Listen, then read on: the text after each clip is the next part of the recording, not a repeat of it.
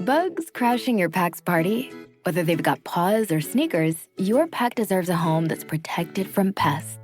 That's where Wondercide comes in. Plant-powered protection made with steam-distilled natural essential oils that actually work. It kills and repels fleas, ticks, mosquitoes, and ants without questionable ingredients or overpowering smells.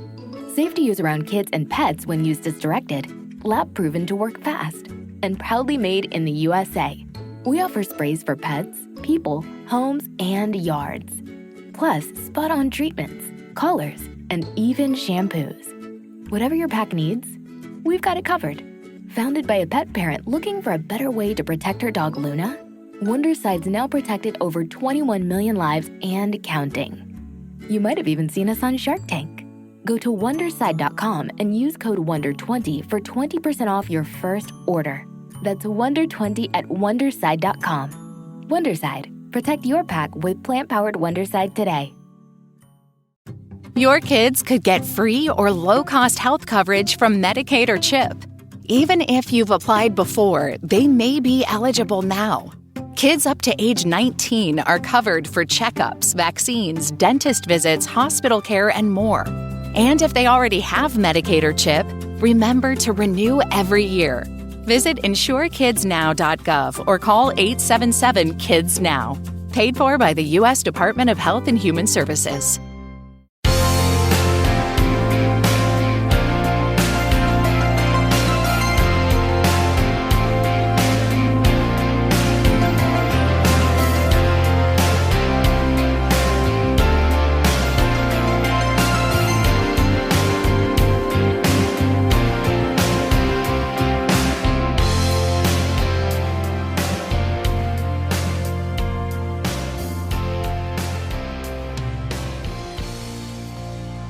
Well, I mean, look at The Walking Dead, for Pete's And sake. look at American Horror Story, or don't look at it.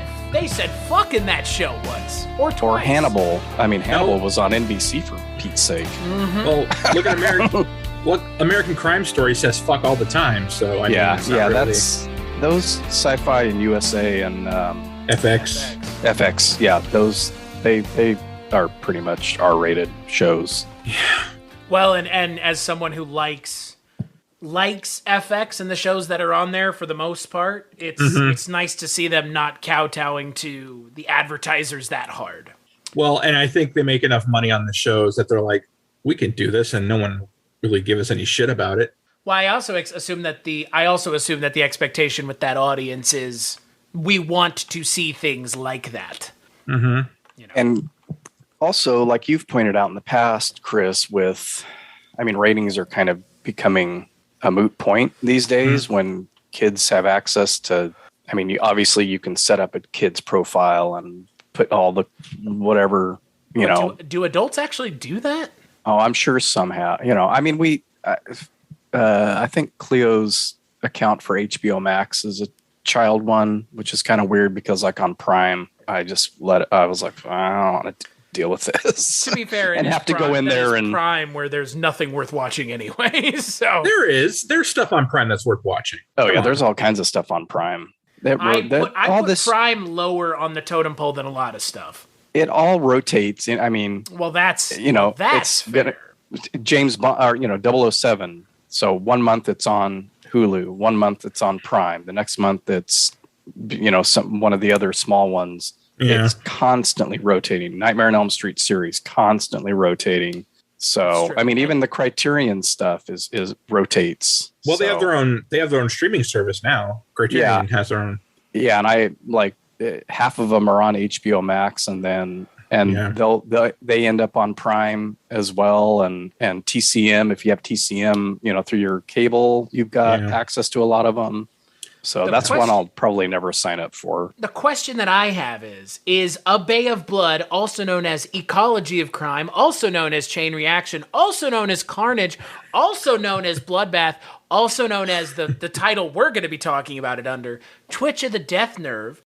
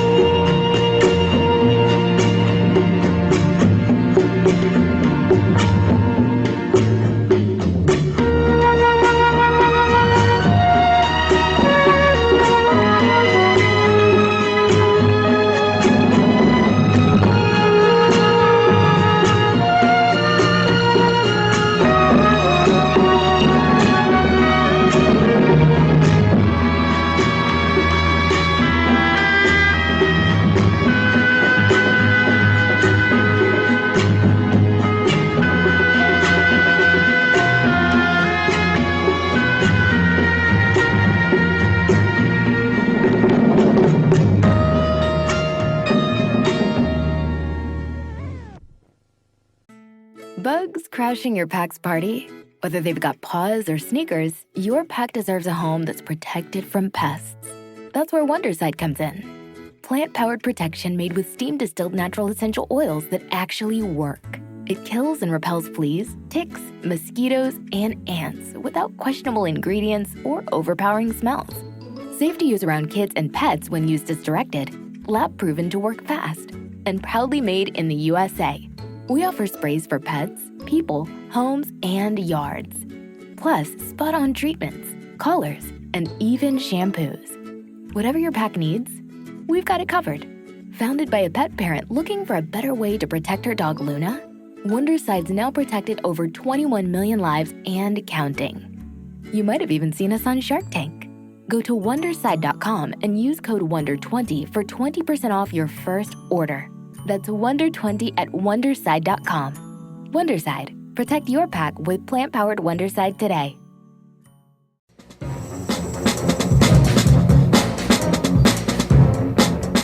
Hello, this is Aaron West. I am the author of the A24 New Wave. In this book, I look at A24's output and I make the argument that we are in a new wave movement right now. A24 plays a major role.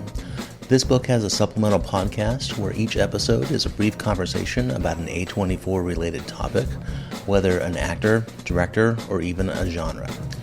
As I continue research for the book and conduct interviews, I expect to record podcast episodes with people involved with the company. You can find the podcast at cinejourneys.com or wherever you find podcasts, and we are proud to be members of the Someone's Favorite Productions podcast network.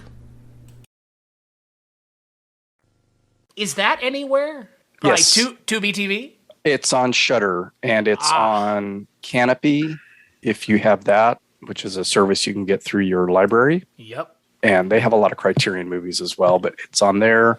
Canopy, the strangest of the streaming services. Yeah, I use it quite a bit. But don't they restrict you to like a certain amount per... 10. You can watch 10, and I've never even gotten close. 10 I've watched at a time? 10 per month. Wow, that's a So it's like checking out movies, which is silly.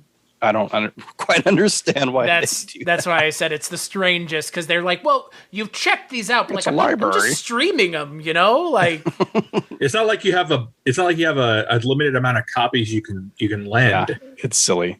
Kindle books that you check out from the library. It's like, why is there a due date? Is it not available to somebody else while you're watching it or reading it? That's my question. I don't think so. I don't understand how it works. Is it like a licensing thing? Is it like they only have like a pool of licenses that they give out? Or I don't... Canopy was one of those weird ones when my dad told me about it. He was like, you should check out Canopy. And I was like, what the fuck is this? It's so strange. Yeah, it's cool if you for the Criterion stuff, if you don't want to pay for that. It's you a get digitized library card. Kino Lorber puts most of their stuff on there. That's a great service, Kino. Which, as we know, Kino will put out almost anything. So. But you know what? They give respect to it. I know. Yeah, they did put out this. I respect Kino, but sometimes I wonder like the things that they put out. You mean Cool as Ice? Yeah. Like, what's the deal with that, man? Like, you know what? It's a cult classic in the bad movie enjoyability circuit. Ditch the hero and ditch the zero and get with the hero. Chris, if you're going to quote it, show some respect. It's drop that zero and get with the hero. I don't want to show that movie respect. It's a movie with Vanilla Ice in it. That movie is like so 90s, it tastes like Crystal Pepsi. Pretty much. But this movie that we're talking about is not 90s. This is a Mario Bava film that essentially, I guess everything that I've read online would lead me to believe that this inspired much of the late to mid to all of 80s slasher horror films, which I don't know if people are giving it more credit or not enough credit. We'll talk about it. So, Mark, tell me a little bit about the first time you watched Twitch of the Death Nerve. It would have been sometime in the last 8 years. I know it's been a while since I watched it the first time, but it would have been 2013 or sometime around there when I returned to horror in a big way, when I was sitting at home doing my work and trying to find stuff to watch. And I'm like, why am I not watching horror movies? I've always loved them. They're enjoyable. You don't necessarily have to pay attention if you're working from home. And started reading some blogs to get ideas of movies that I had either forgotten about or never saw. And this one kept popping up, and it was usually highly regarded, and popped it on and enjoyed it immensely. And I can see where all those inspirations came from, and yet it still has that very Italian horror flair of being convoluted and weird and not necessarily making sense. And it has one of the greatest endings in a horror movie ever. The ending for this film is something else. It's amazing. A couple things I want to get out of the way. This is Mark Begley from the Wake Up Heavy podcast. Also joining us is Trevor from the On Seagal podcast. And yes, we're talking spoilers, because how could we not? This movie's been out since, 71? So get on it. It's on Shudder. And if you're into horror movies, you probably have Shudder. Trevor, this was the first time you watched this movie, yeah?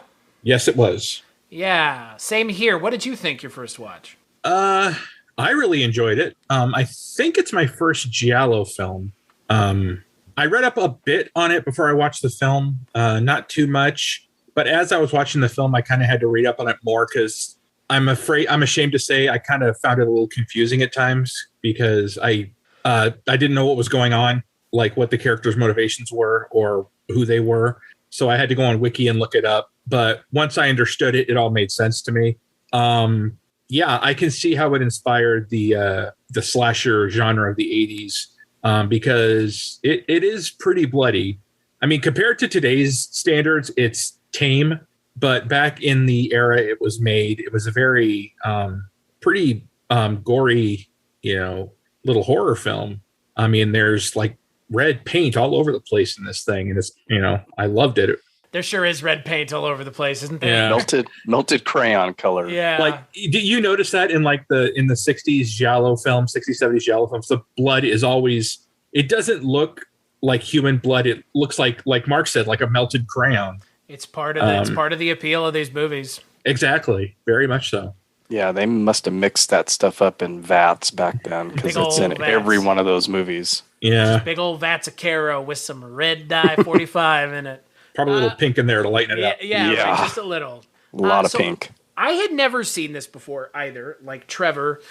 So coming into it, again, I'm not a giallo guy. I think I've kind of established that at this point. My feelings on giallo are film to film, not so much the genre as a whole, because I haven't seen very many. But the last couple I've seen have not super duper been a fan of, because, again, they're often, like Mark said, very convoluted. This movie is absolutely no different. This movie is insanely convoluted. I'm not sure why it's convoluted. It's convoluted because the screenwriters said it was convoluted. But, all that out of the way, it is a lot of fun. The set pieces are pretty wild. And there are some kills in this movie that are ripped off whole cloth in other horror. And it's wild to me that the one that I'm thinking of is just so blatant. Lee ripped off in Friday the 13th. That it's like, oh, I know which one you're talking about. What the fuck? Like, it's not even trying to hide it. No, because when it happened, I was thinking, cough, Friday the 13th, cough. Yeah, it's not even. It's not pretty subtle. Blatant. No, not at all. Well, there's homage, and then there's like plagiarism. I think you have to kind of go back to that time, because in 1981, when Friday the 13th Part 2 came out, right, that steals two of the kills from this movie. People didn't have VCRs and VHS. They were out by that time, but very limited in very limited households. Plus, it was an Italian movie that probably played the coasts and went through drive-ins and different titles and probably hacked to pieces by censors and things like that. And so when somebody there would be very few people who watched Friday the 13th Part 2 and said, oh, I remember that from Twitch of the Death Nerve or whatever other of the 50 titles that it goes under, from 10 years before, so. Last House on the Left Part 2, yep. Last House Part 2, and New House on the Left. Yeah, I mean, that was the thing. Every area that got these movies in the drive-through circuit or the exploitation circuit would retitle, maybe do a radio spot with that title to sell it to that particular populace of that area. Bugs crashing your pack's party? Whether they've got paws or sneakers, your pack deserves a home that's protected from pests. That's where Wondercide comes in. Plant-powered protection made with steam-distilled natural essential oils that actually work. It kills and repels fleas, ticks, mosquitoes, and ants without questionable ingredients or overpowering smells. Safe to use around kids and pets when used as directed. Lab-proven to work fast. And proudly made in the USA. We offer sprays for pets, people, homes, and yards. Plus, spot-on treatments, collars, and even shampoos. Whatever your pack needs, we've got it covered. Founded by a pet parent looking for a better way to protect her dog Luna, Wondercide's now protected over 21 million lives and counting. You might have even seen us on Shark Tank. Go to Wondercide.com and use code WONDER20 for 20% off your first order. That's WONDER20 at Wondercide.com. Wondercide. Protect your pack with plant-powered Wondercide today. Have you ever wanted to dive deeper into the horror movies you love? Beyond the Blood is a horror podcast for fans who want more than just surface-level screams. We do deep dives into the movies that shaped us, digging into director commentaries, behind-the-scenes stories, deleted scenes, and the special features that most people skip. Each episode is a love letter to the genre. We break down how these films were made, the creative risks that paid off or didn't, and the lasting impact they've had on the genre as a whole. From 70s slashers to modern nightmares, we celebrate the craft, chaos, and characters that keep us coming back. If you're the kind of fan who rewatches movies with the commentary on, or you simply grew up in the video store horror aisle, the Beyond the Blood podcast was made for you. New episodes every single week. Subscribe, and let's dig deep. Welcome to the Beyond the Blood podcast. You know, the people like in Missouri, they liked Last House on the Left, which hadn't, I mean, when this was shown, Last House had come out by then, I'm sure, because it probably played for God knows how many years through those circuits. This was on a double bill with Last House on the Left. Yeah, so call it Last that. House on the Left too, everybody. I mean, they did it over there. The first one, anyways. They did it over there with our movies, I mean, and we did it over here with theirs. And Lucio Fulci Zombie. You've paid this money for distribution in your area, and you want to get as much of that money back. I also I think I have an answer about the convoluted part. There's just way too many characters in this movie, and and one group has nothing to do really with the rest of the story. The young people that come in their little Jeep or buggy, a dune buggy, and they're completely unrelated to the story except as cannon fodder. But then you've got Frank and the blonde lady. You've got the husband and wife in the trailer that she's the heir to this bay, this property on the bay, the countess who's killed in the opening scene. You've got them, the count. You've got the groundskeeper, the illegitimate son who's the groundskeeper, and the guy that's trying to convince him to there's like 10 Who is people. The bug guy, though? That's my question. Is he just some dude? They're neighbors. Yeah, he lives around the same area as the Countess. Boy. It's for the body count. Yeah, I mean, really? It really is. Like, when you see where this movie ends up going, it's 100% just to watch everybody die. Everybody die, like literally everybody in this movie dies, but two people. And I would contend that whole thing at the end of the movie is wild beyond words. Just this movie reminded me of a film I saw that got great reviews, but I couldn't stand it. I couldn't get why it was such great reviews. It was called You're Next, about a family just offing each other to. It didn't like totally remind me of it. I wasn't thinking, oh my God, this is so much like You're Next. I was just thinking it kind of reminded me of that as much as like family trying to kill each other for an inheritance or some shit like that. Mm-hmm. But I can see that. I can see that. I do like You're Next, but it totally has that vibe of who's going to get the money. It's the old Dark House conceit, really. At the opening of the film, that seems like that's where you're headed.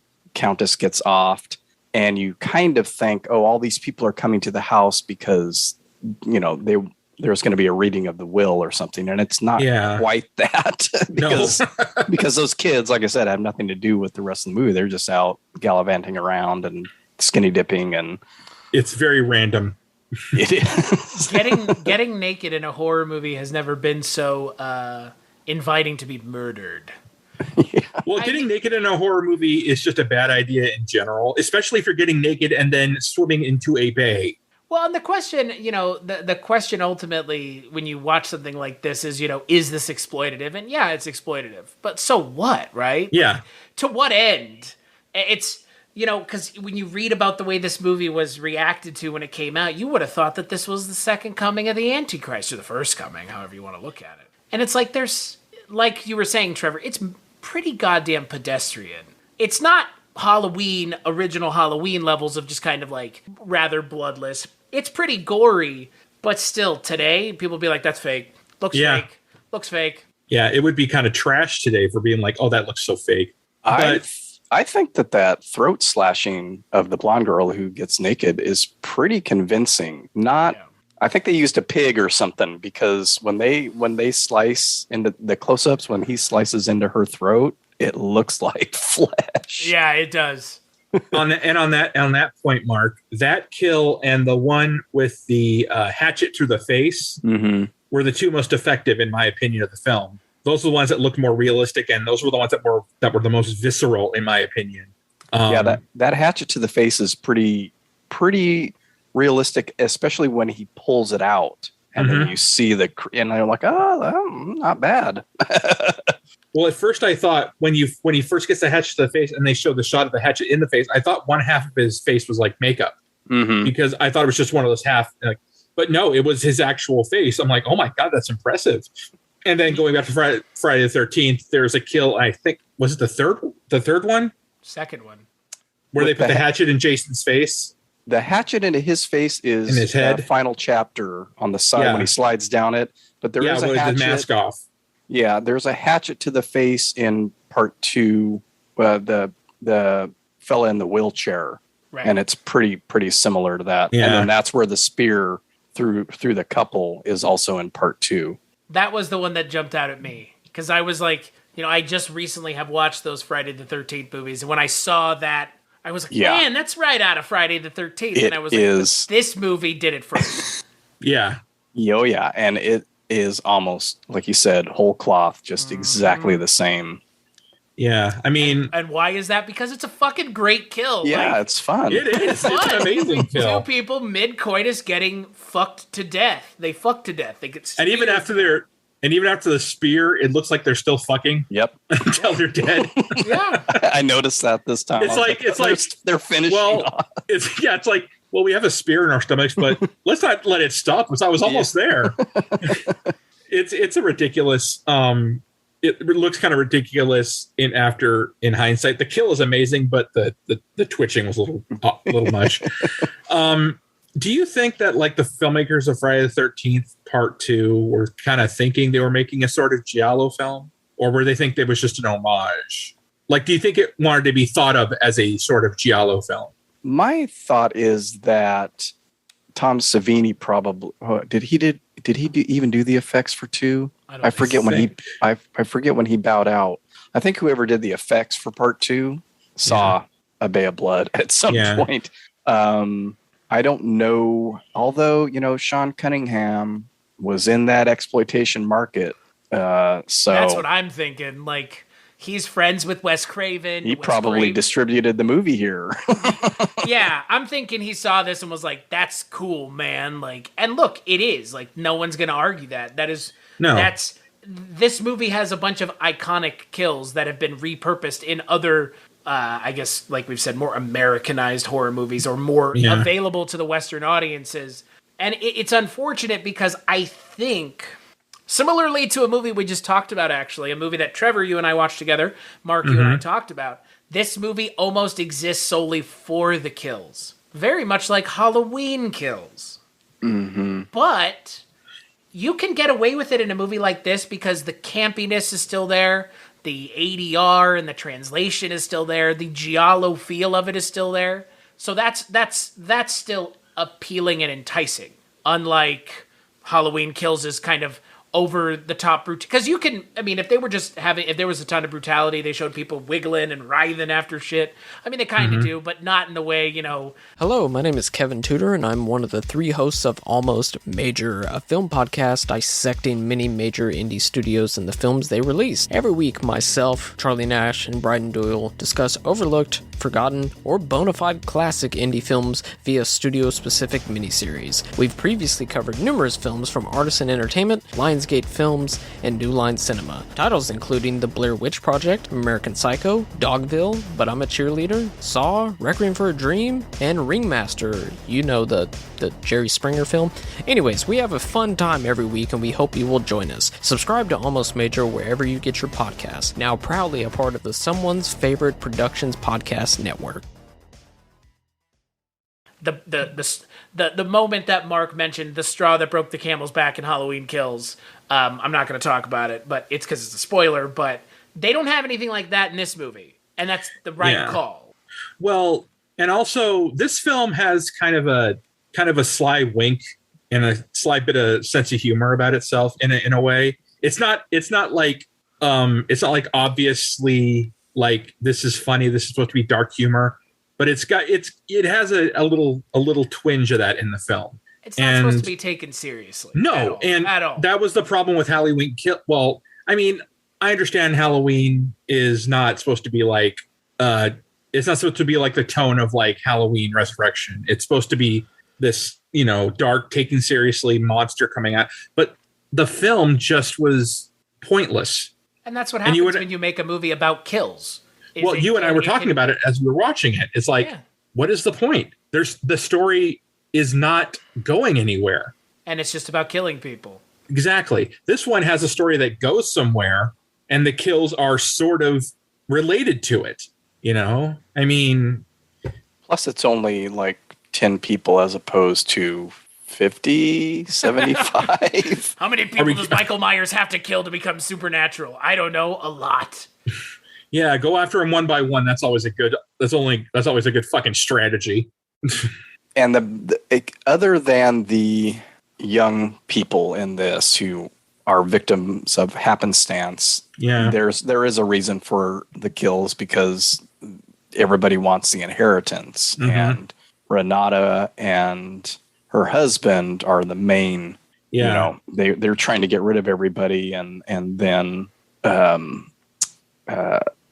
those people, Simon, the groundskeeper, and his partner are trying to get rid of the other people, and et cetera, et cetera. Well, yeah, because Renata and her husband want to inherit the estate and then I think build it into something else, because they mentioned like concrete and and sand and something like that. They want to build something on it, right? And I believe Simon wants to keep it as it is, as this beautiful house on the bay, and apparently they're both willing to kill to keep it that way, right? That was their motivation for this whole thing. The hippies' motivation was they just wanted to break in and fuck somewhere. Yeah, they were just out to party for pretty the much. Afternoon. It's really funny how many people get tied up in this one piece of land. It's like 10 people. I mean, it's a nice house, but not nice enough to die for. No. It is funny though to think about, and the neighbors get tossed in there because they're kind of butt-in-skis, So and the wife is a quote unquote psychic, right? So they see too much or know too much, so they've got to go. This guy's got to go. That guy, Once they find out the groundskeeper's the Countess's illegitimate son, he has to go. It's just like some sketch it's like a sketch from The Simpsons where it's just like everybody just keeps walking in and has to be killed because they've seen the crime. Exactly. I want to say that's in A Treehouse of Horror where it's like, and he saw the crime, and he saw the crime. Like, and that's kind of this movie. And then the way, oh Jesus, the way the movie ends, it's ultimately 2 murderous children get the property. So, but not intentional. Yeah, that always. I mean, I've only watched the movie 2 or 3 times, but is like, did they mean to, or did they really think they're playing? The ending, the children shoot their parents thinking the shotgun is fake or a toy, and even the son says, wow, they're really good at playing dead. let's go play in the bay. So they think their parents are playing dead when they've actually shot and killed them. And I think it's confusing to me because there's no setup on the gun being fake or not loaded. So that's why I'm kids, like, really. Are they just psychotic, or do they really think they're playing? The kids don't really have a scene. You don't really know that they even have kids until the end. You see them in like the background. Yeah, it's at the very beginning. Yeah, and there's nothing to lead you to believe that they're going to play a part in it. The fact, like you said, Mark, that they don't even mention the shotgun is so weird. It's the reverse of Chekhov's gun. Pretty much. Yeah. It's you have a shot of them standing talking, and then you see a gun barrel just swing into view, and bang bang, and I was shocked. I was shocked. Can I just say that kid's a good shot? No kickback at all. That kid could handle a gun.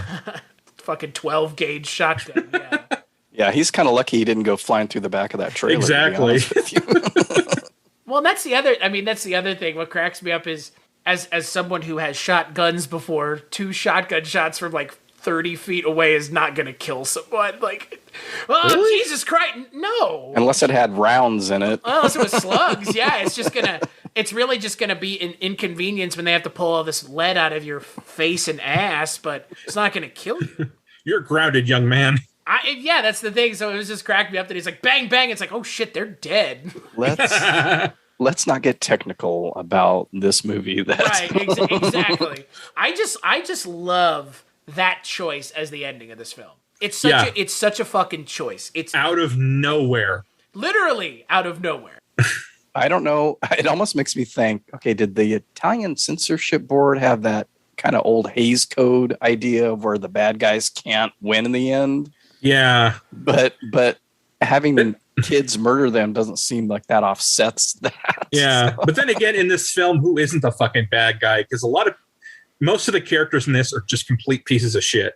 I'm like, it's one of those movies where, like, when someone dies, I wasn't emotionally invested or like, oh my God, no. It's like I wanted them to die because they were such horrible people to each other. Except for is he basically an ornithologist? The bug guy. Guy I think so. Mm-hmm. And his wife were the only 2 people in the film that were halfway decent people.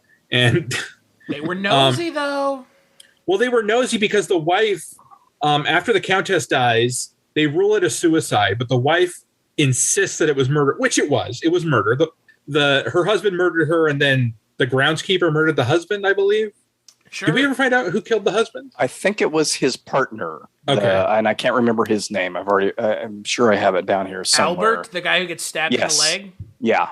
The guy who gets stabbed in the leg with scissors. What a way to go. Fuck. Yeah, I believe it was him. They're the only 2 people in the film that have any sense of, I mean, they're nosy, of course. That doesn't mean they deserve to die. I mean, per the characters in this film, that's not the case. Anyone that walked into that house, man, was doomed. Yeah, pretty much. Seagal flew in, shoot it. It was a witness to murder. It's really funny when you get to the end of the movie, you have the character, the groundskeeper, the illegitimate son, who gets the worst death in the movie. Just like a slow death on this like rod through his chest. He's like, and it's like, holy shit, man! Like this is again goes with the territory of these movies, just kind of being over the top. It's a prolonged death. It's not stabbed and dead like Bennett in Commando. This is like the dude's guy's wriggling there for a while on the hook. Yeah, that was pretty elongated, wasn't it? Mm-hmm. I mean, not as bad as that famous scene of the guy who gets hit by the. Do you ever see that a viral scene of the guy who gets shot and his death takes like 5 minutes because he just. I think it's like a Turkish movie or something. Yeah, like that. Something like that. Something like that. It's very dramatic and very dramatic. This one's not as bad, but it's still pretty prolonged and pretty prolonged. Yeah, he gets to cough up a huge gush of blood onto Renata's husband. It is funny how there are no characters to root for in this movie. No, none. I like that. None. I mean, that's the way you get around like a movie with kills, right? Is just make everybody terrible so you want to see them die. Mm-hmm. Yeah, well, that's that's kind of the appeal of a lot of horror films, is like you can emotionally turn off and kind of just, I mean, a lot of the Friday the 13th films, the characters, you have to admit, are not well rounded out, not well fleshed out. So when they die, it's not like the movies aren't meant to make you cry or get invested in a character and become torn when they die. It's just a showcase for kills, which is fine if done correctly. And if that's, and like we talked about on the Halloween Kills episode, if that's what you're into. Exactly. I personally am not, that doesn't motivate me for horror movies.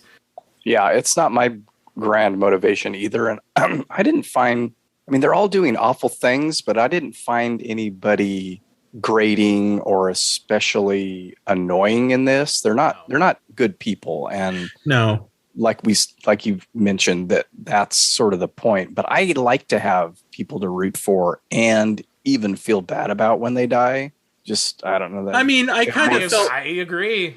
I kind of felt bad about the ornithologist, though. He was, he just wanted. And the kids. The kids didn't deserve to die either. I mean, right. I mean, the hippies. Yeah. Being B&E, but like. That's not a death sentence. Come on. You deserve to get like. They're kind of assholes, but yeah. I mean, it's not something I would do. No. Break into somebody's house and just party, but they break into two houses, don't they? Because I thought there was another place they.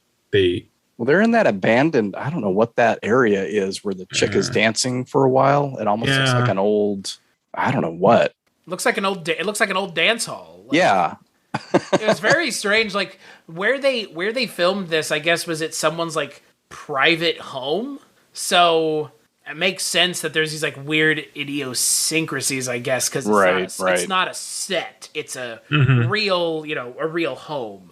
And I think that kind of adds to the atmosphere. Well, it adds to the confusion I have with this movie because I can't tell where the fuck this movie's taking place. Like I can't get a sense of the space in this movie. Mm-hmm. There's just like there's outside and there's inside, but outside and inside don't really seem to like there seems to be a hard line between the two, and that's very strange. Yeah, and I think that is in part because the exteriors were filmed elsewhere. Right. I kept reading on IMDb, which we all know, don't trust it as you will. Kept saying that the area that they were in wasn't very heavily wooded, and that Bava had to keep like putting branches in front of the camera and everybody would be laughing about it. And I'm like, every wide shot they show me, I see trees extend for a good distance. So I don't know what they consider heavily wooded, but it looked sufficiently wooded to me. So, yeah. Again, I don't know where, and it was mentioned a number of times. So it's like somebody gets this, it reads this on some site and then it feels compelled to throw it up on IMDb. Well, and there seems to be only two houses built in that general area. So it's a pretty abandoned area. So, I mean, three, right? Because there's. Oh, yeah, because they got the neighbor's house, the countess's house, and the shack. Yeah. But I can't. Well, technically four, because I guess the other people live close by because you go to their house at some point. Right. Where they get stabbed. But I can't really understand the space that these characters are existing in. And look, I get that. It adds to the kind of not mystique, but just this movie is what it is. It is kind of its own strange little thing. Yeah. I do like that Carlo Rambaldi is the one who did the special effects. Yep. I mean, I think that helps with the quality of them immensely. For those of you that don't know, Carlo Rambaldi worked on E.T., won an Oscar for E.T., created the Alien in Alien as well, won an Oscar for that as well, I think. So created the King Kong in the 76 King Kong. Right. That was a total disaster. And I think his greatest achievement is the fucking squid monster thing in Possession. Oh, yeah. Right. I have not seen Possession yet. Well, that is a fucking movie. You need to see it. It is a movie that has come back in a big way, I guess. Yeah, it's got a new 4K release and it's playing all these festivals, and you can stream it right now on, I think it's called Metrograph. So that's where it's playing in New York for New York Film Festival. And they are having a streaming. They're offering it streaming as well. I'm sure it's being released, or it was released, but I think it's one of those British or overseas companies. I don't know if it's getting a what do you call it? Region free release or not. But if you get a chance, somebody just posted today that they were going to see it in a theater, and their spouse had told them, there's your life before you see Possession, and there's your life after you see Possession. And I kind of have to agree with it, because it is unlike any other movie you will ever see. Do you want to know something insane? So you're saying that right now. Do you know the first movie I ever did a podcast on? Possession? Yeah. And to think about you saying that is really funny, because life after Possession has not been the same, it hasn't. Since starting the podcast gig, it has been very different. And Possession is a movie that is jumping in head first. It's wild. There was a nice release of it. I think it was, I have it. Was it Blue? No, not Blue Underground. I can't remember the company now who put it out. And it's a very nice package deal. It basically ran for like around $50, I think, either on Amazon or if you bought it from Mondo Macabro. And I had seen it on TCM a couple years back and was like, holy shit. And it doesn't stream very often. So I finally broke down and actually shelled out $50 for it. And anybody that knows me knows that I don't buy a lot of physical media, especially not for $50. So that's kind of my seal of approval for it. But I would wait until that new 4K scan comes out. Yeah. Is it Isabella Johnny? Yep. Mm-hmm. And Sam Neill. It's hard to watch because of the interpersonal dynamics between the two of them. It is not an enjoyable watch. It is unpleasant. But it is so insane. Well, sometimes I like to have an unpleasant watch. Something that makes you just a bit uncomfortable. It'll make you uncomfortable. It's pretty unpleasant. I'm trying to think if there's like another movie that I can think of where it's like after you've seen this, because Possession is up there. Yeah, like people like Peter Greenaway's movies, I always kind of think of, because they're not necessarily all that enjoyable to watch either, and they can be it can make you tense and make your stomach. Yeah, it's an experience. It is a movie experience. The cook, the thief, his wife, and her lover. Yeah. And a Zed and Two Knots. I'm trying to think of the other one. It's been so long since I watched any of his movies. For that reason, they're not that fun to watch. Prospero's book, The Falls, The Droughtsman's Contract. Yeah, it's heavy duty stuff, you know. One movie that made me uncomfortable watching it, I mean, other than Human Centipede 2, but that was the point of the fucking thing, and it was garbage, was Antichrist. Wow. Yeah. Lars von Trier is kind of uncomfortable master. Yes.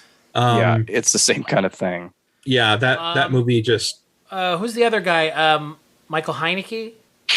Yeah. Funny Games? I'm not going to watch that again. I have no interest in watching that again. I've seen Funny Games once and I'm good. I think I either saw the original or saw the remake, but I saw one of those. They're both fucking horrifying.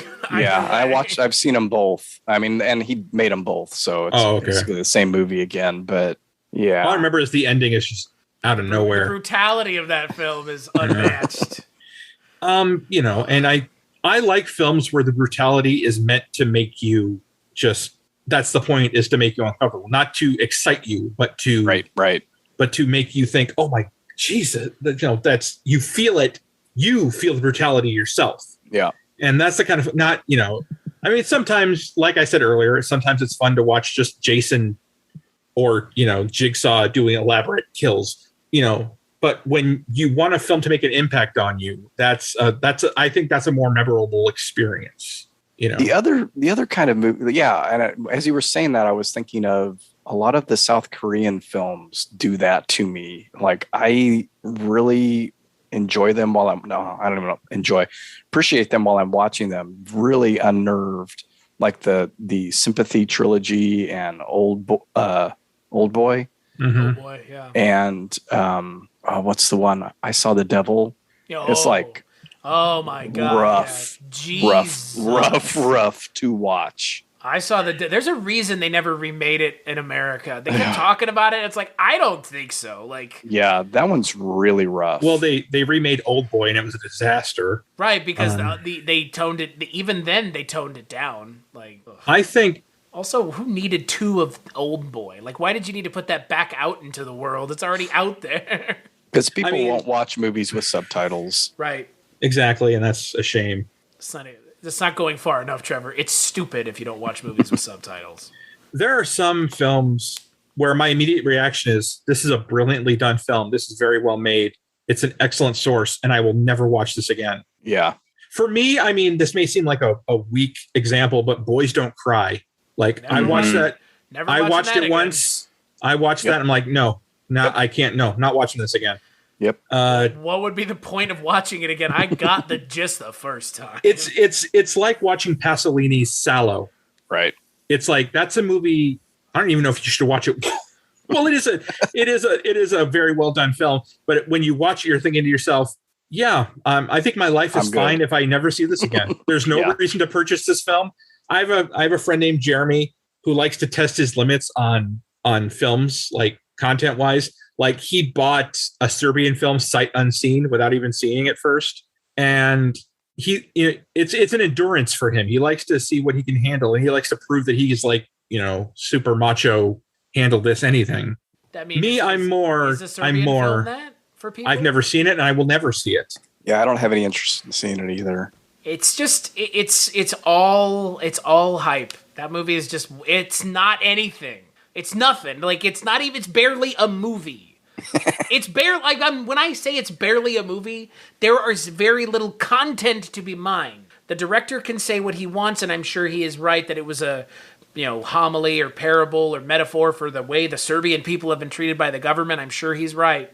Yeah, but Pasolini already did that with Salò, so. Yeah, but there's nothing wrong with doing it again. That's the thing. Like, but I understand, as I know you both do, that when you make a movie that has graphic, not going to say the word, in it with children, you've pushed a boundary that almost everybody feels uncomfortable with. I think that movie is what I would like to call a troll film. A film that's just meant to piss you off because the director wants to piss you off. Okay. That's the director's. That's their director's prerogative. I go back to Human Centipede 2, which I saw in the theater. Don't ask me why. And the first film, I mean, it wasn't any sort of masterpiece. It wasn't a classic. It's not something I will watch on a regular basis. But it had its creepier moments. I don't know if you guys agree. The second one was just pure, like, mayhem for the sake of mayhem. Not really much of a plot to it.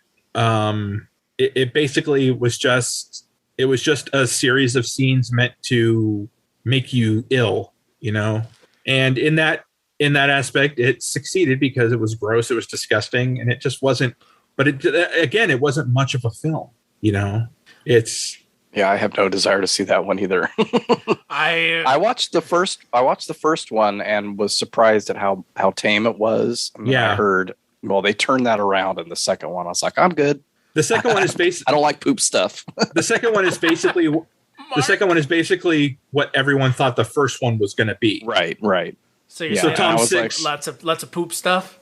Yeah. So Tom Six was like, you know what? I'll just give them what they were thinking about. And that's why his career is probably dead right now, because he made the 3 movies, and that shows he just has no other talent. But yeah, okay, but shock value. He has the horror convention credibility forever now. So sure, what does it matter? I mean, come on, there have been people doing that since the 70s and 80s. I mean, you won't feel that way about Possession. You won't feel like I won't ever watch this again. It's not going to be a monthly watch, maybe not even a yearly watch, but it's more like maybe like Michael Haneke or something, or Lars von Trier, where it's not your Saturday afternoon fun time watch.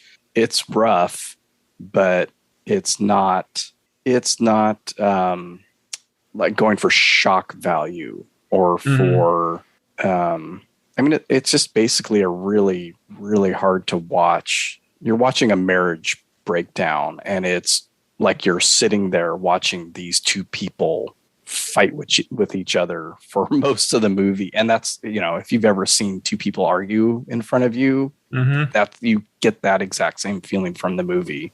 Yeah. But then it has all this weird shit. That's amazing. It's like a marriage story with weird shit. Yes, exactly. It's pretty much a marriage story with like a squid monster. Oops, spoilers. Well, you already mentioned that. You already mentioned the squid monster.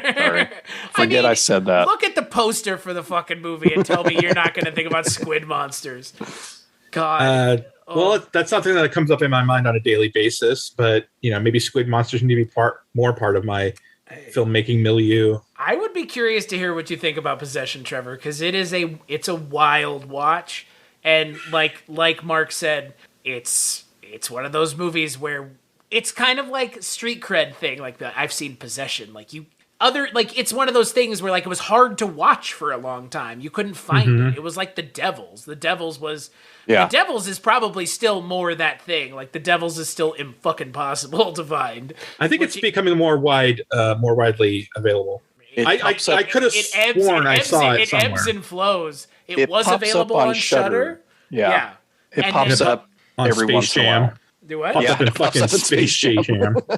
But it's almost like, and I'm going to age myself here, but for me back in the day, it's like watching Eraserhead. It's, now which just seems, since we've had so many David Lynch movies and he's gotten even weirder. Yeah. It was like, if you made it through that movie, that was kind of your street cred back then. Right. Yeah. But that film still has a sort of, it still has an effect. Yeah. If you've never heard anything about it and never seen clips and, and going blind, you'll be affected by it for sure. Yeah. Which is the same scenario for Possession, I would. Yeah. Because I knew very little about it when I first watched it. And I just sat there and was probably sitting at home alone. And who knows how many times I said, "Oh my God," or "Whoa," or "What the hell?" And, just hadn't had a movie going experience like that in a long time. How Trevor, we talk about Malignant. There's the one scene in Malignant, the jail scene. Yeah. Possession has like 5 of those scenes. I'm ready for this. There's like 3 scenes in an apartment, and then there's this underground tunnel scene that is, Mark, you know what I'm talking about. Oh yeah. It is amazing. Yeah, that's when I was first realized, holy shit, something else is going on here. Yeah, this is not what I thought it was. Possession. Yeah, if you're a listener of this show, I think I've brought it up before, but yeah, that was the first movie we ever talked about so many years ago. About at this point 7 years ago. Maybe not today, but sometime in the month of October. So I'm glad you brought up Possession because we've gone off on a huge tangent here. Well. Hey, you know why I watched that movie? I watched it because it had Sam Neill in it. I knew nothing about it. Yeah, it's one of his first movies too. I'm happy to go in blind, guys. Babyface Sam Neill. Yeah, he is super young in this. Yeah. Yeah. It almost doesn't look like him when you first start watching it. Yeah. You're going to enjoy it, Trevor. I hope so. If I can find the fucking thing. Oh, yeah. You'll have it by probably the end of the evening. It's... to circle back to something like this, while this movie, I don't, again, reading about it now, it seems like it had a similar effect on the audience that like something like Possession could have, where it's like shocking and wild and something they never saw before. And then I look at all the slasher movies from the 80s and it's like, man, this is a great starting point and a great place to jump off from. Mm-hmm. But if you look at those movies in the 80s and since, really, just I really am surprised by the amount of creativity from something of just like, yeah, this is a movie with just a bunch of people getting killed.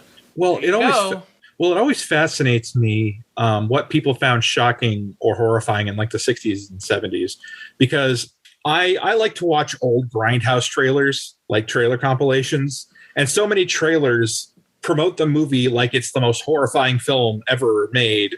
It's completely nuts. There's there's that really funny Grindhouse trailer for Color Me Blood Red, where it's a reporter talking to an audience just walking out of the film. and they're all like horrified, and one guy's like giggling like an idiot. And it kind of fascinates, like, so in the 60s or 70s was it that tame that stuff like Color Me Blood Red, like stuff like Mario Bava, Argento,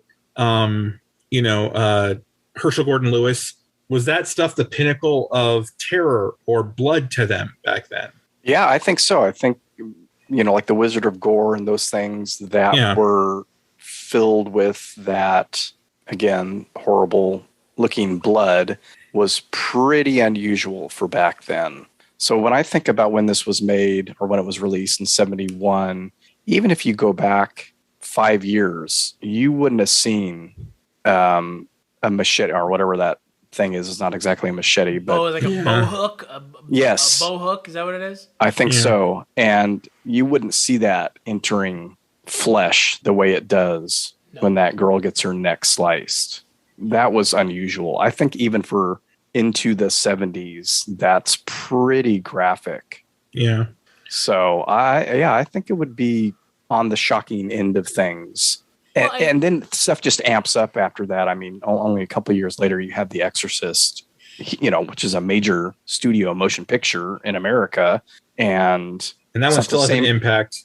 Yeah, and it's not the same kind of gore or effects, but I mean, that was heavy duty. Well, I mean, that film, even today, is still really heavy duty, at least to me. Oh, that is a film that I... Exorcist is evil captured on film. Like, you can't convince me otherwise. That performance is real, man. Going back to our conversation, that is a film I've seen once, and I find it hard to get the, I don't know if I call it courage or interest to watch it again, because it really gets to you. I mean, there is shit in that film that no other film... I'm surprised the studio allowed this to happen in a film. I mean... The whole masturbating with a crucifix thing, I'm like, they let that in the fucking movie? Like, Warner Brothers. I mean, to be fair, it is in the book. And hey, I will tell you, the book, as someone who's read the book is worse than the movie. Oh, yeah. Well, it usually is. Yeah, but it usually is. But to your point, though, if you told someone that, they would be surprised, because the movie's pretty goddamn intense. Yeah, when I saw it for the first time, I mean, decades ago, I was gobsmacked that stuff, because I had read them. I think I saw it on TV, and they touted it as like minimal cuts. That certainly wasn't in it, but I read the book, and then like you say, Chris, saw the movie, and I was like, oh yeah, they put that in there. I cannot believe that. Yeah. Especially it was 73? 73, 74, yeah.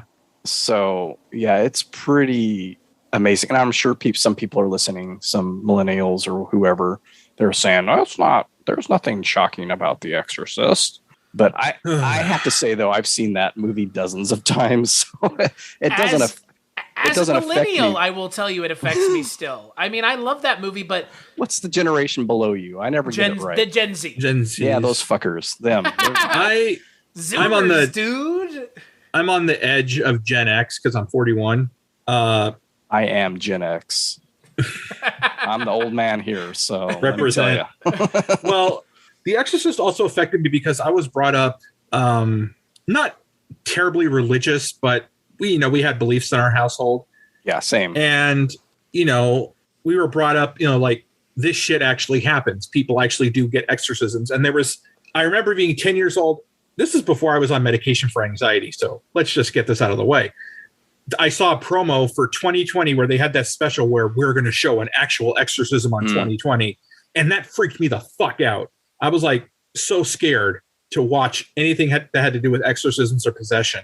And it caused me, it really kind of gave me anxiety for the longest time because, some people believe that is real and that happens. I mean, there have been documentaries on the story that inspired The Exorcist. Mm-hmm. It's a real story? Yeah. There have been plenty of documentaries about it and cases about it. And I think happened, in St. Louis, right, Mark? 1940s, I believe. It didn't happen in Washington. It happened in St. Louis, right? Isn't that where it happened, I think? I'm not sure. Somewhere in there around the 40s. And I think they just recently released the guy's name. what his actual name was, because he was referred to as Robbie for the longest time. I mean, look, here's the thing about being possessed. You have to believe in demons to be able to be possessed. I mean, if you don't believe in demons, how could one be possessed? If you don't believe in them, that means you don't think they exist, which means... Well, a lot of people would disagree with you. The movie doesn't posit that. The movie doesn't posit that, though, because they're not a religious household. No. Right. And that's why that's my positing of it. Yeah, the movie doesn't posit that because, they ask him, like, are you religious? And they're like, no.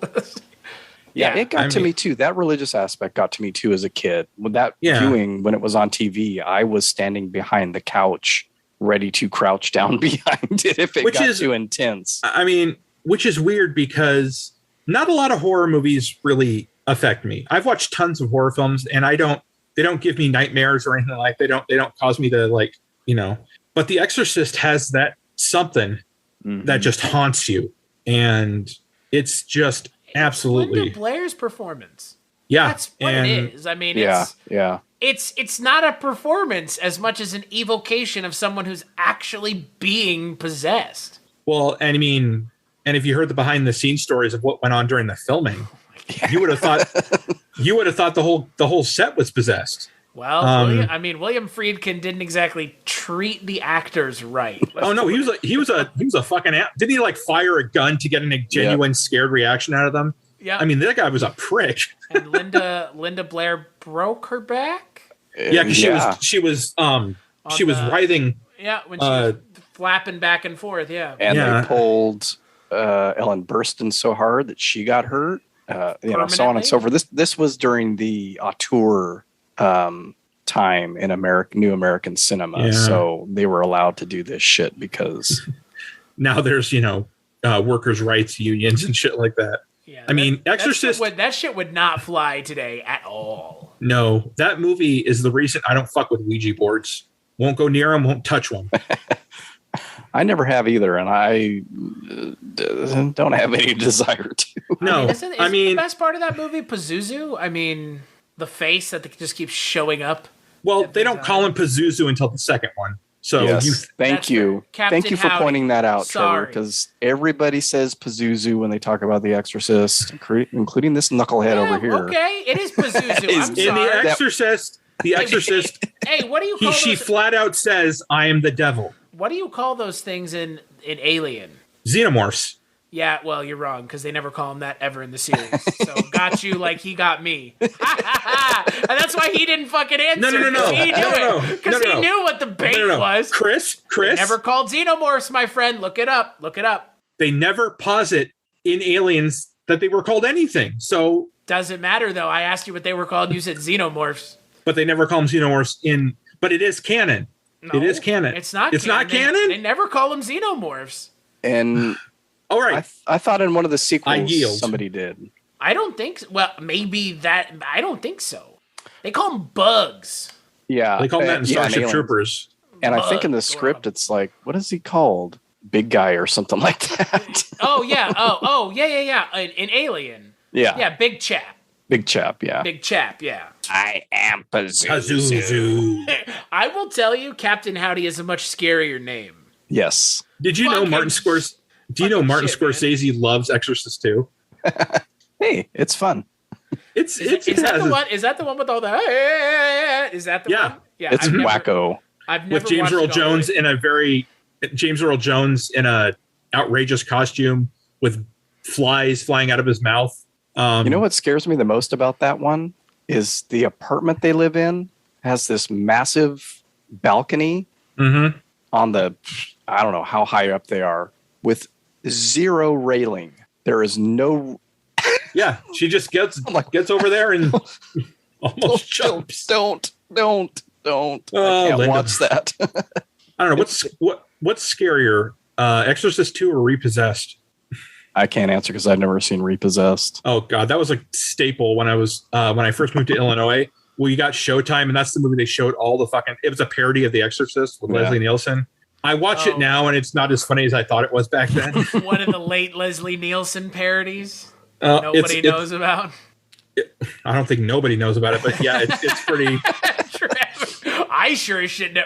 What is it called? Repossessed. Linda Blair plays Nancy Aglet. Oh, fuck. Linda Blair is in it? My God. And you get the joke on the name. Her name's Nancy in this one, but her name was Reagan in The Exorcist. Nancy Reagan. Christ. Man, how much grass were they smoking for that one? Oh, it gets better. There's a cameo by Jesse the Body Ventura. I ain't never seen no Exorcist movies, and there's no possessions. I ain't never possessed nobody. You don't have the Minnesota accent. You got to have the Minnesota accent. I'm Jesse Ventura from Minnesota. 9/11 was an inside job.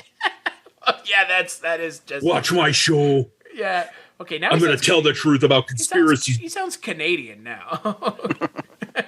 Okay. Close enough. I think this has somewhat salvaged Giallo for me a little bit. It's a well done film. It's a very well done. It's an entertaining film.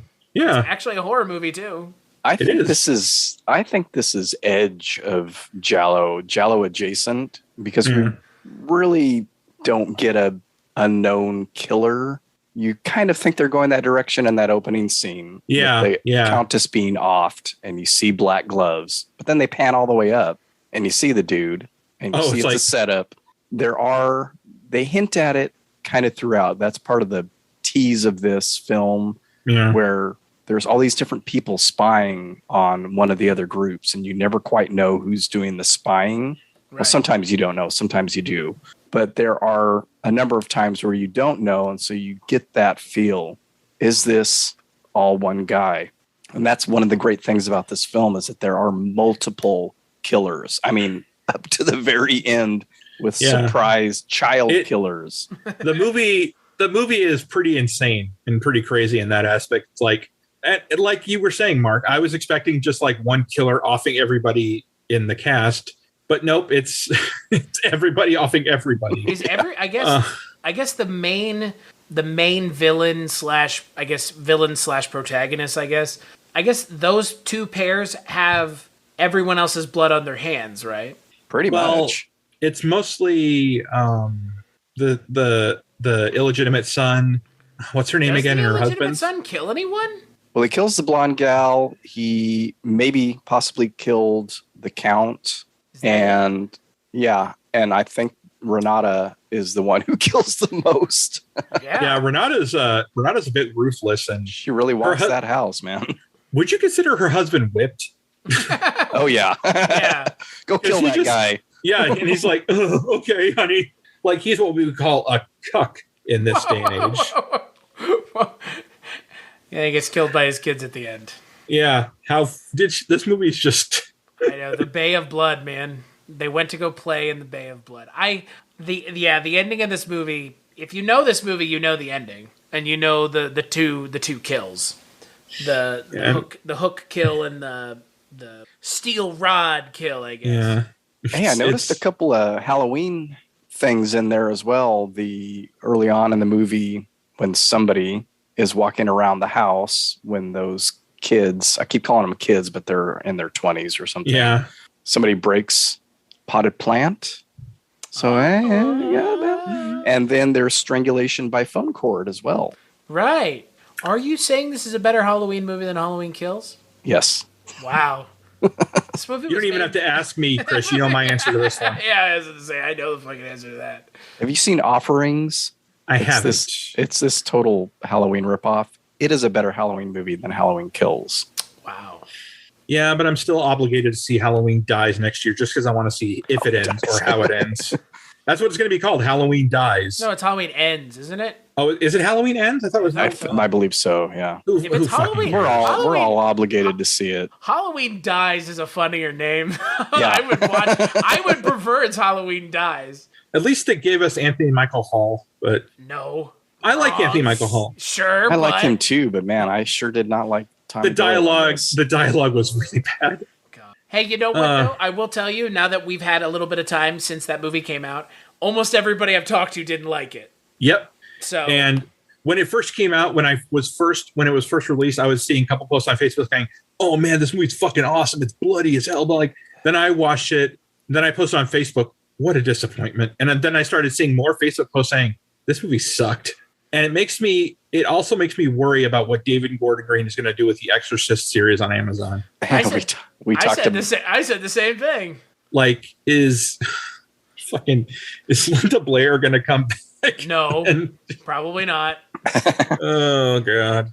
Yeah. Just the first one, was the first one just a fluke? I mean, not the first The one. Exorcist? No, I'm talking about Halloween.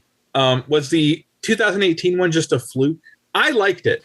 If by fluke you mean just ripping off the original Halloween, then no. And calling it a sequel. Yeah.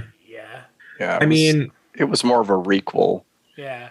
Ooh, I like that one. I thought the homage to Halloween 3 was kind of clever, but that was it.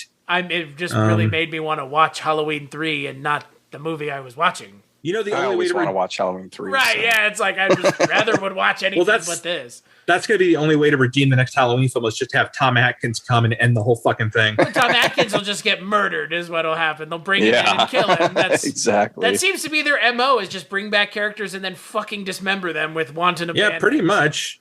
Hey, did you like this character in the first one? Too bad. Fuck you. Yeah. Fuck you. Rated R for pirates. Fuck you. So, Mr. Begley. Are we done with Twitch of the Death Nerve? Yeah. Skip it or watch it on Twitch of the Death Nerve, otherwise known as A Bay of Blood. Yeah. Absolutely watch it. It's a hoot. Yeah. And it's available on Shudder, so.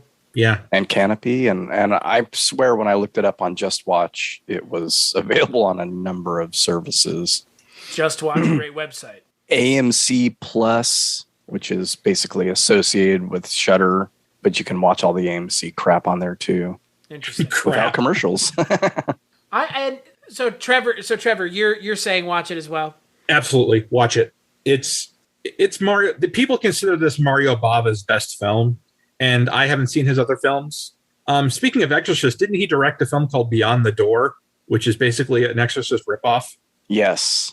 Did he direct it? Yes. It's fun. Yeah. It's a whole heck of a lot of fun. What is it called? Beyond the Door. Yeah, it's with what is her name? I can never remember her name. The British actress, wasn't she? I can't remember. Yeah, it's fun. It's total schlock. I mean, it is an Exorcist ripoff. The effects are horrible, but Juliette Mills, by the way, that's her name. Yeah, Juliette Mills. Yeah, it's fun. And he directed Shock, which was released here as Beyond the Door 2, and there's no connection whatsoever except for this little boy who's in both of them. Mm-hmm. I think those are the only two movies he was in. And if you want to watch it, it's on Tubi. Yeah, Tubi's got all kinds of wonderful stuff, man. Look, I mean, their horror selection is just outrageous. Gotta sit through a couple commercials. Yeah, but it's free, so I'm not complaining. I don't know who owns Tubi, but to your point, Mark, they've got a lot of stuff. They have I just saw a graphic yesterday on Twitter where it was showing the catalogs of different streaming services, and Tubi was far and away number one, like 29,000 titles. And then you go super big drop, and then all the way down, and the last one was Disney Plus.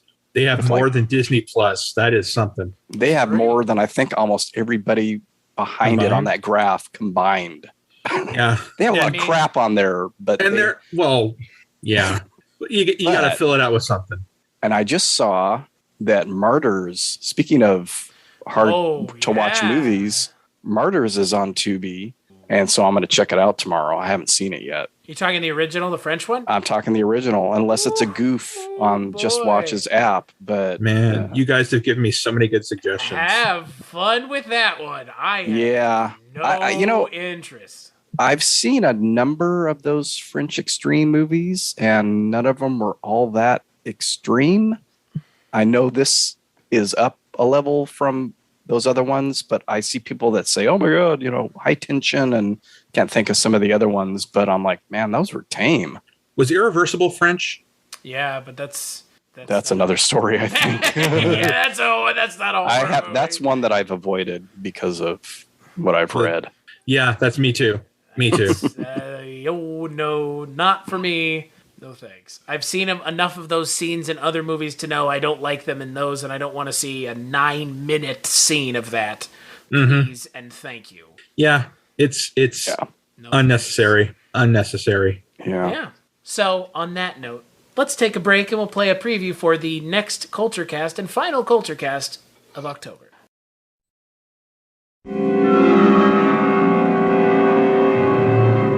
Do you believe in ghosts? This is the night when fear and horror walk hand in hand. This is Black Sabbath. Starring the incomparable Boris Karloff, the personable Mark Damon, and lush and lovely women, even though one is from the netherworld, a vampire, a Vurdalak. Black Sabbath, as ancient as superstition, as modern as the telephone. How nice you look with that towel around you. You always did have a beautiful body. Beautiful. A body to drive someone crazy. Who are you? Who?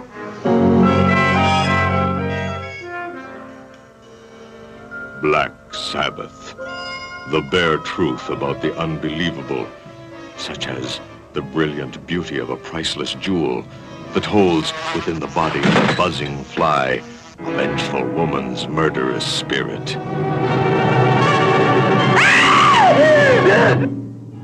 Only on the seventh night of the seventh full moon can the living see the lifeless undead.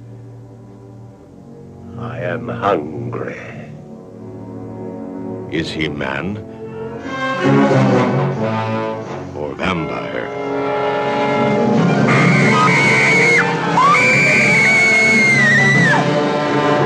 An adventure into black magic that goes beyond the boundaries of the supernatural. And a man's devoted love is welcomed by a woman's deadly lust for his blood.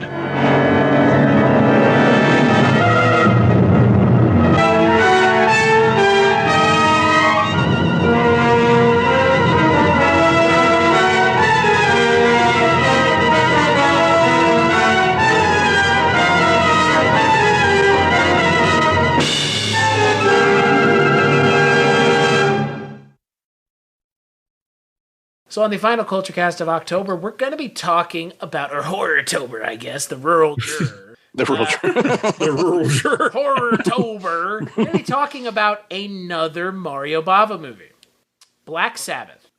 Ooh, good stuff. Is it good? That has got... it's an anthology, and one of the stories in that, oh my God, very little creeps me out. You know, like Trevor, like you were saying, I don't get nightmares really I actually really didn't when I was a kid. I'd kind of be freaked out before I fell asleep, but very little actually creeps me out to where I get goosebumps or whatever. One of the parts of that anthology is so fucking creepy, man, and I love it. Which one is it? It's, what is the name of it? There's the telephone, the Wurdulak, and the drop of water. Drop of water. The last one. It's creepy. That's a fun. He's done a lot of great stuff. This will be my second Mario Bava movie, so I'm looking forward to it. I enjoyed this. You know what I will say about the last movie? I will say watch it. Obviously, I can't believe it came out in '71. That's the most impressive thing about it. Yeah, it feels more at home in like the early '80s. Yeah, I would say it's ahead of its time in that regard. Yeah. Very much so. And I'm looking forward to seeing another Mario Bava movie, and it's coming with your endorsement, Mark. It's an anthology movie, which I'm already into, and it's got Boris Karloff, right? Yep. So, all good things. And it was a failure when it came out, which is, like an indicator of it's a good thing that people just didn't get. So.